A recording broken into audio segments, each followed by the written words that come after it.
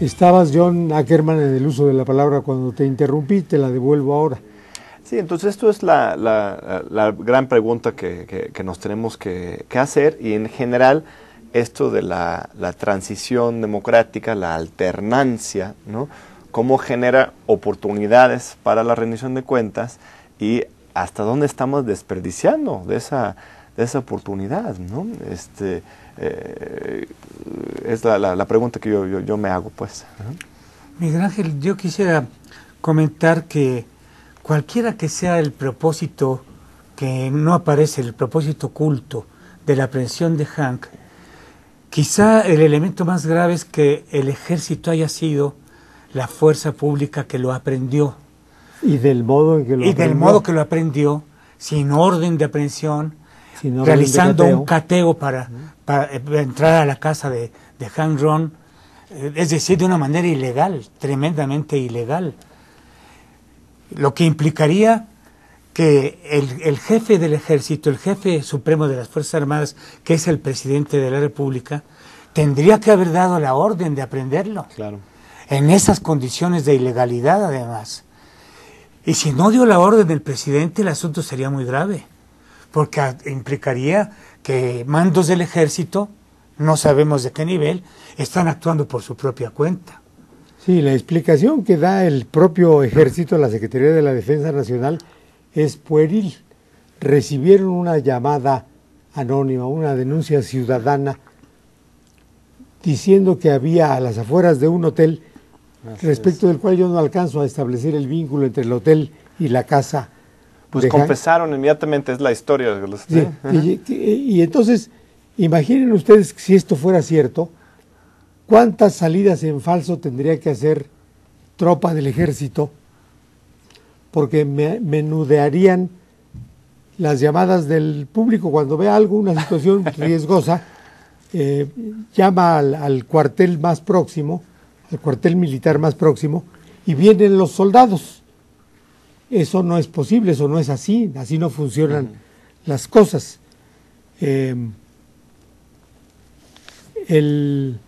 Había evidentemente la intención de entrar en el domicilio de Hank y aprenderlo. Sí. Y hay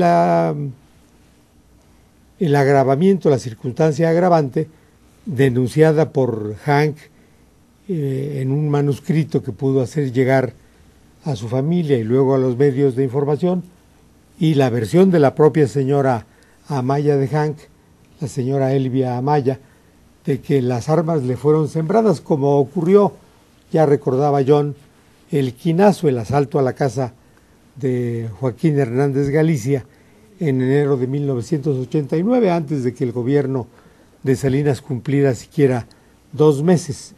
Hank y su esposa alegan que esas 88 armas no estaban en el domicilio, que fueron llevadas por el ejército, y el alegato de la defensa en esta etapa del procedimiento, en donde se decidirá si hay elementos para procesarlo o no, consiste en probar, mediante grabaciones de videocámaras de seguridad esparcidas por todo el fraccionamiento donde está la casa de Jorge Hank, que las armas fueron introducidas, que hay una operación de ingreso de paquetes a la casa de Hank. Entonces agregaría una acción más ilegal todavía del ejército. Claro, por supuesto. Mucho peor, por supuesto. Y tendría que investigarse eso. O sea, si resulta que entraron, déjalo de las armas, si allanaron un domicilio sin causa justificada, esto ya tendría que ser causa de una investigación propia en contra de fuerzas militares. Nada más para mencionar el caso de Chiapas, de Palo Salazar, porque yo creo que es diferente, ¿no? Sí. Aquí sí hay un expediente ministerial, una investigación por un desfalco al horario, unos 105 millones de pesos. Es mucho dinero, pero no tanto como quizás otros fraudes que se ha hablado. Se habla de 11.500. Pero es un caso distinto. Ahí no hay acusación jurídica. Sí. Es que hay dos cosas. Uno, se le acusa por los medios, políticamente, por desvío de fondos para el huracán Stan, ¿no? Pero aquí el asunto ministerial específicamente de acusaciones con 104 respecto a la millones. cobranza indebida de un seguro que fue contratado por el Estado y luego cobrado por funcionarios particulares después de que ya no eran funcionarios públicos, ¿no? Entonces, que sería un desfalco al erario porque el seguro fue contratado por el gobierno y luego cobrado por particulares ya no siendo funcionarios públicos, ¿no? Y esto sería otro caso, como menciona Miguel Ángel, de buscar otra vía para inculpar a alguien que está teniendo sospechas para otros asuntos más amplios, pero aquí es lo que le podemos acreditar. Esto, si bien evidentemente también responde a riñas políticas internas del Estado de Chiapas, pareciera un poco más alentadora porque, pues, si es cierto la acusación, pues sí debería proceder, aunque hubiera también otras intenciones políticas. Ahí lo que tendríamos que exigir es que no solamente a Salazar Mendiguchía, pero también a otros políticos, como mencionábamos. Hay, por ejemplo, funcionarios panistas, ¿no? que si el gobierno federal quisiera dar un ejemplo realmente de independencia, deberían investigar. A un caso clásico importante es el de Sergio Estrada Cajigal, por ejemplo, ¿no? Una persona totalmente exgobernador de Morelos que, ¿no? Así como Marín y otros gobernadores, pues ahora viven en la impunidad, ¿no? Entonces, yo digo que en principio bienvenida esta atención, como mencionaba Miguel Ángel al principio, a investigar a los poderosos. Eso no es algo común, pero vamos a convertir en una política de Estado. El problema aquí es que es al final de un sexenio, ¿no? que pareciera más bien son golpes desesperados de parte del presidente, no es una nueva política en contra de la impunidad, ¿no? También podría haber otra interpretación igualmente pueril, Miguel Ángel, que por un lado, esto sí es cierto, los hechos de aprehensiones de estos políticos ocurren en el contexto de procesos electorales muy importantes, claro, particularmente el del Estado de México. Se ha tenido que recordar el michoacanazo, porque ocurrió en el 2009, cuando se llevaban a cabo elecciones en distintas partes, en distintos estados. Elecciones federales incluida Michoacán. Incluido Michoacán. Y que allí se actuó partidistamente.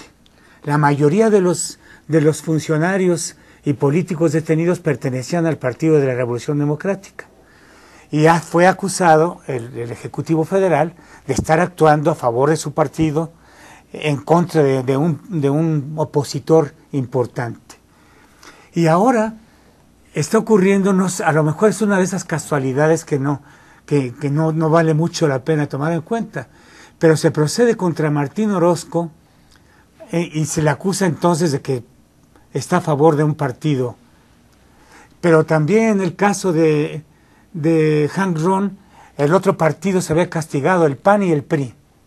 Y en el caso de Salazar Mendiguchía, parecería castigado el PRD, que fue el principal partido de los 8 que apoyaron la elección de Salazar Mendiguchía, de la elección para gobernador. Pero partido con el cual se distanció Salazar Mendiguchía. Sí. El caso de Chiapas es diferente de los otros dos, porque no hay una implicación partidaria, Más sino bien de una mafias. disputa personal. Lo menciono porque entre algunos grupos. opinadores han dado la interpretación De que los tres es el partidos- PRD, de que es el PRD Sí, no. el castigado en el caso Sí, de Salazar. yo creo que no es una explicación En todo caso, Greg Sánchez, en Quintana adecuada. Roo, eso sí era más claro, más o mismo era el Michoacán. candidato Sí. perredista Ujú. en Quintana Roo.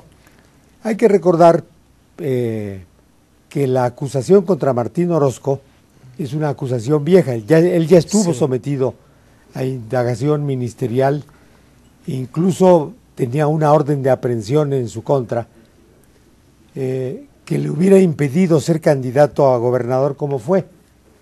Una acusación iniciada por un correligionario suyo, el gobernador anterior de Aguascalientes, que fue el que comenzó la acción contra Orozco, era un panista.